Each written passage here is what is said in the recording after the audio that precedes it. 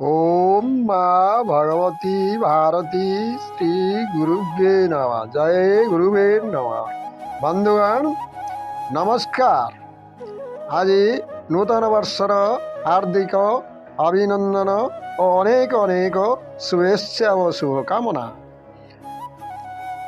आज निर्मलोजी विद्या जहाँकि मूल संख्या 2 इंग्राजी जन्म तारीख 2/11/2029 जो मैंने जन्मग्रहण करेंगे से मूल संख्या 2 रूपे परिचित। यही व्यक्ति माने चरित्र संपूर्ण चंद्रग्रह द्वारा परिचालित। आपण चंद्रग्रह द्वारा भविष्य में विराट मनीष हो पारे। चंद्रग्रह को अशुभत्व अनेक कष्ट पाइबे।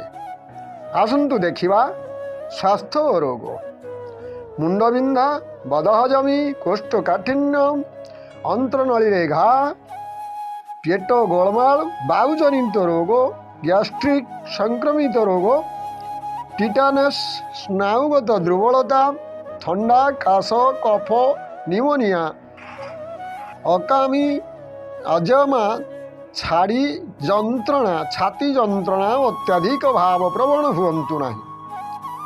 रोगगुड़िक प्रति सतर्क रुहंतु।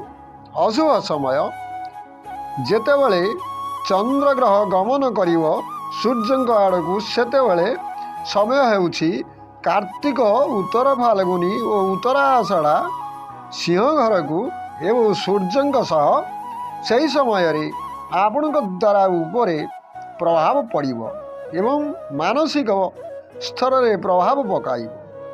जानुआरी, फेब्रुआरी और डिसेम्बर मास गुड़िक आपण शुभ मास नुहे। आसंतु देखिबा शुभ समय 20 तारीख जून ठारू 27 तारीख जुलाई मासरे चंद्र बलवान अटंती। यही समय रे जलयात्रा कले कौनसी शुभ कार्य कले आपणकर सफल हेबे।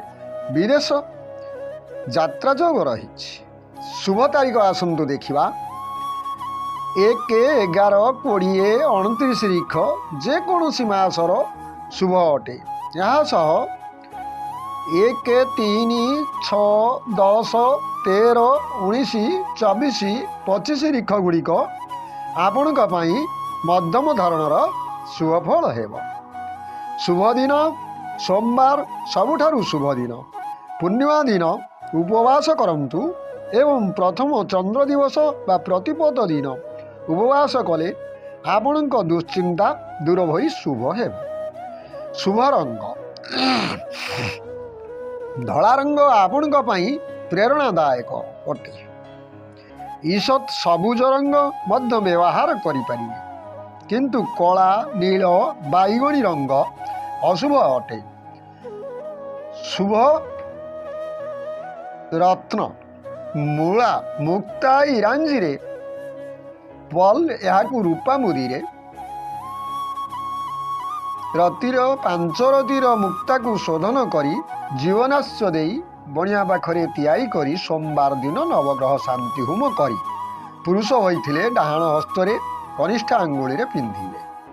स्त्री लोक पिंधिले बाम हाथर कनिष्ठ आंगुली रे एहिपरि नियम अनुसार तैयारी करी शोधन और जीवनाश पूजा करी रत्न मुदी धारण करेंगे। यह अंधा कानून भावे धारण करने उचित नुहे।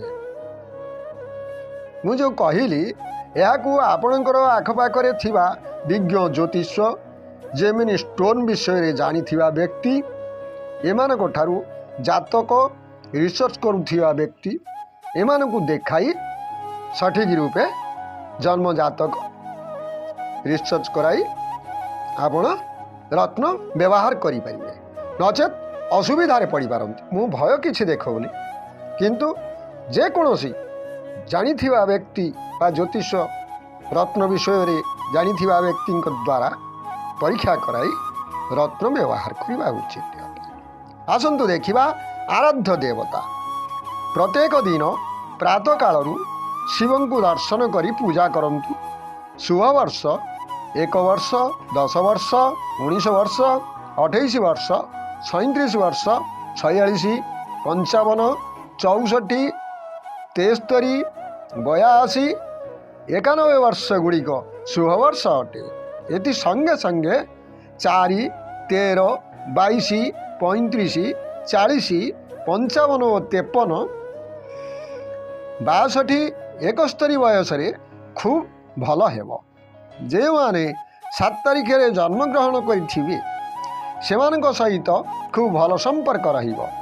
ସବୁଠାରୁ ଭଲ ସମୟରେ ଆପଣ ଗତି କରିବେ ତାହା ହେଲା 2, 11, 20, 29, 38, 37, 56, 65, 74, 83 ବୟସ ଗୁଡ଼ିକରେ ଶୁଭପ୍ରଦ ଲାଭ କରିବେ।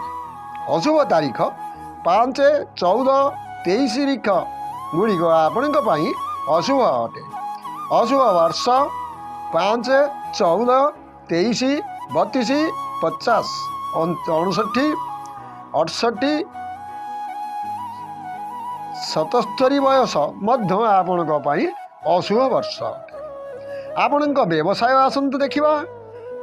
ଜଳଜାତୀୟ ବ୍ୟବସାୟ ମାଛ, କଙ୍କଡ଼ା, କଇଁଚ, ଚିଙ୍ଗୁଡ଼ି, ଶାମୁକା, ରତ୍ନ, ସେବାମୂଳକ, ଆମଦାନୀ ରପ୍ତାନି, କବି, ଲେଖକ, ବାଦ୍ୟକାର, କଳାକାର, ଚିତ୍ରକର, ଅଭିନେତ୍ରୀ, ଅଭିନେତା, ରାଜନୀତି, ବୈଜ୍ଞାନିକ,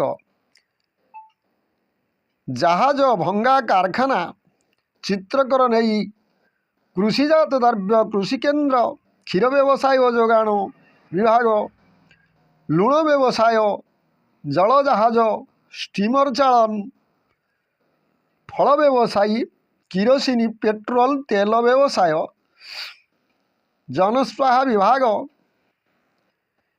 ଚିନି ବ୍ୟବସାୟ, ରୂପା ବ୍ୟବସାୟ, ଅଳଙ୍କାର ଦୋକାନ, ଠିକାଦାରୀ, ଜଳ ସଂସଦ ବିଭାଗ, ବ୍ରିଜ ଠିକାଦାରୀ ପ୍ରଭୃତିରେ ଚାକିରି ବା ବ୍ୟବସାୟ କରିପାରନ୍ତି। ଯଦି ଆପଣଙ୍କୁ ଏହି ଭିଡ଼ିଓଟି ଭଲ ଲାଗିଥାଏ ତାହେଲେ ଏହି ଭିଡ଼ିଓଟିକୁ ଲାଇକ୍ଟିଏ କରନ୍ତୁ। ଆଉ ଏହିଭଳି ଭିଡ଼ିଓ ଦେଖିବା ପାଇଁ ଆମ ଚ୍ୟାନେଲକୁ ସବସ୍କ୍ରାଇବ୍ କରନ୍ତୁ। ଆଉ ତା ପାଖରେ ଆସୁଥିବା ବେଲ୍ ଆଇକନ୍କୁ ପ୍ରେସ୍ କରି ଅଲ୍ରେ ସେଟ୍ କରିଦିଅନ୍ତୁ ଆମର ନୂତନ ଭିଡ଼ିଓ ଗୁଡ଼ିକ ସର୍ବପ୍ରଥମେ ଦେଖିବା ପାଇଁ। ଆସୁଛି ଖୁବ୍ ଶୀଘ୍ର ନୂତନ ଭିଡ଼ିଓରେ। ନମସ୍କାର।